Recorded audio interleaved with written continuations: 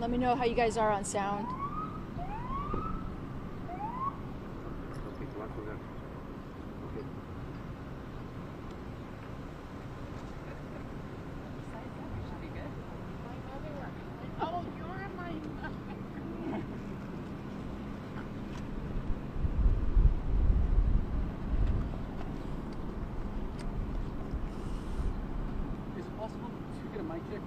Yes. 1, 2, 3, 4, 5, 6, 7, 8, 9, 10.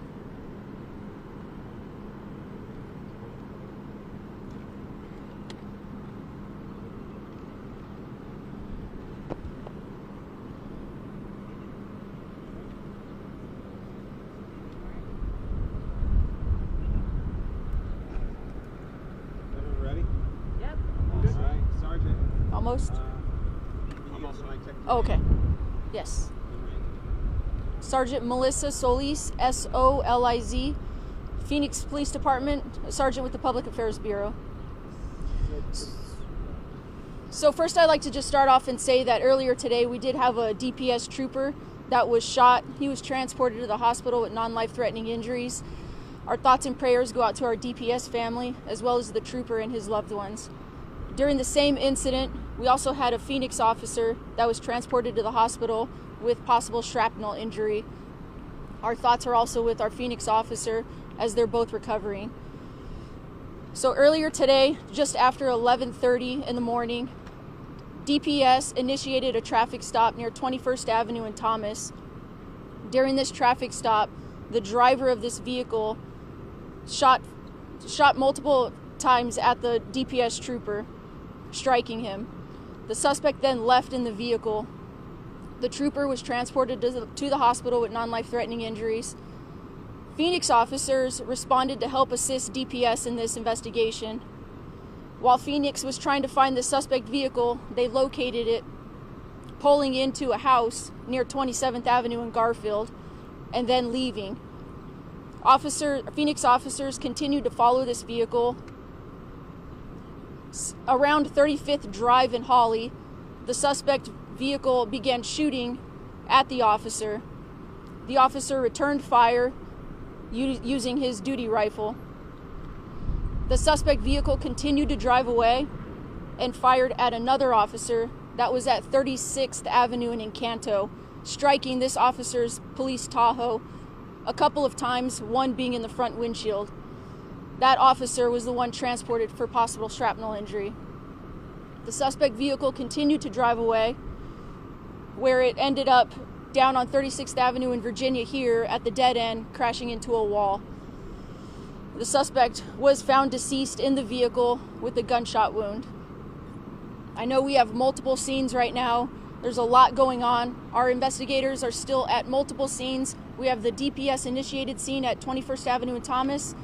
We have the officer involved shooting, which is at 35th Drive in Holly. We have where the officer was shot again at 36th Avenue in Encanto. And then we also have this scene behind us, which is at 36th Avenue in Virginia. So we just finished our briefing right now. Things are, subject to change, but that's preliminary information that we have right now. What can you tell us about the suspect? So not a whole lot. It is an adult male, and that's something that we're still working on identifying him and trying to figure out, does he have crime history or what the motive was behind all of this. You don't know. You guys know where he is at this point, right? We're still working on identification. Does it appear that he was a self-inflicted gunshot wound that he committed suicide after crashing into the wall? That's something we're still trying to figure out. There was bullet strikes to his car from when the officer initiated with him, gunfire. As far as the fatal, we're not sure. That's something that we're going to have to look into to see exactly how he died. What was the initial traffic stop for? I was told just civil traffic violations. I don't have the specific exact code why the suspect was stopped. Was he stopped, I guess, did the trooper pull him over from the freeway and then follow him off onto the city streets? I'm not sure exactly how it was initiated. I just know it was on 21st Avenue in Thomas, just slightly north.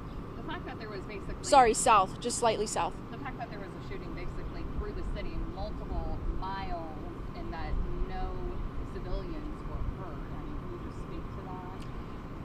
we're very fortunate. I know we had 2 injured officers today, but we're extremely fortunate that there was no citizens that were hurt or any other community members during this incident. It did span this entire neighborhood, really. And then this other scene where is that his house where he pulled into, and did he switch vehicles? So he did not switch vehicles, and again, that's why we were over at the Garfield house.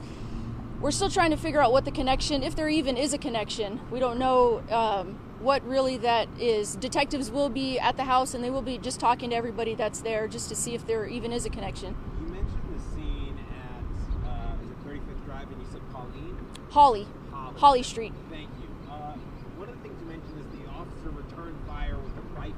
Mm-hmm. Was that officer out of his vehicle, and was that officer waiting for the car to drive past? Kind of break down what exactly happened there. So what I can tell you is the suspect pulled over near 2100 North 35th Drive in that area. The officer did step out of his vehicle slightly and started giving some type of commands. The officer was shot at, and the officer returned fire with his rifle. This is the second DPS trooper shot in less than a month. Obviously, we now know Phoenix police officer was also transported. Can you just speak to what's happening in the community right now when it comes to violence and aggression towards law enforcement? You know, this isn't, like you said, it's something that we keep seeing occurring. There's a violence potential out there, and, you know, it's things like this is why we keep harping on, you know, gun violence and getting these, you know, guns off the streets and prohibited possessors, and working on different crime plans and trying to be proactive out there. How unsettling is it for you, wearing a badge, seeing how bold and brazen these people are to take shots at police officers?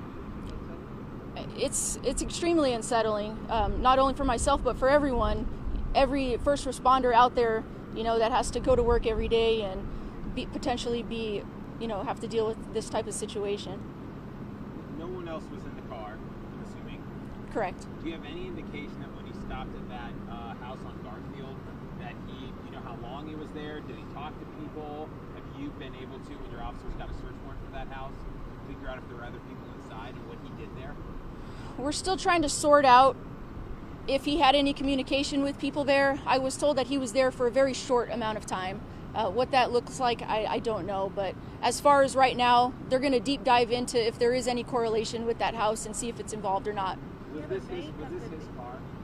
I'm not sure if he's the registered owner of the car, but as far as I know, the car is not reported stolen. What kind of vehicle is it, please? You know the make and the model? It's a black car. I just don't want to be wrong. Black and not gray? Black. Don't quote me on black. Now you're making me second guess. Have you guys notified next of kin yet? On the suspect?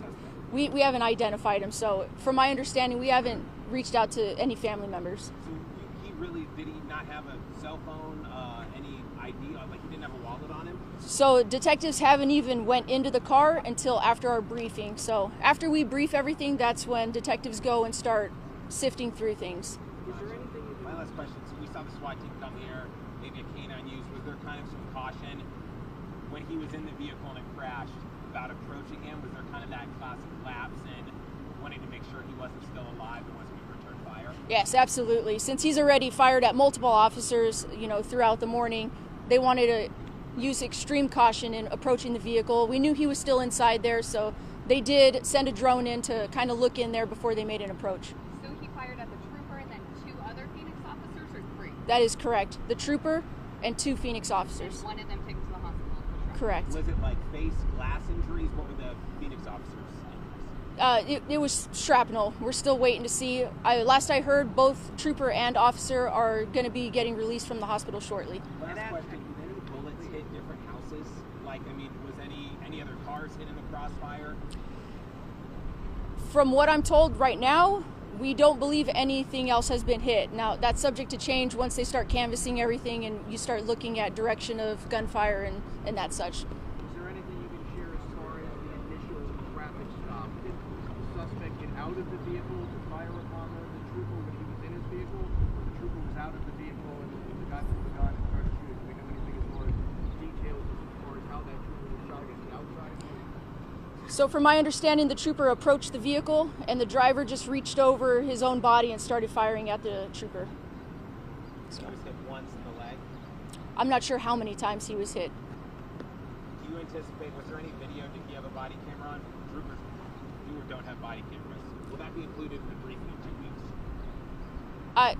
I can't speak to that because I haven't seen any trooper body-worn camera, but if it is, I'm sure most likely we will be using it. But thank you. Thank you guys.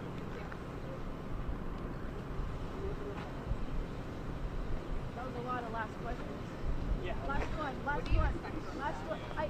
Every time I see him, I'm notorious. Sorry. And Jason's eye roll over here. Last one for that moment.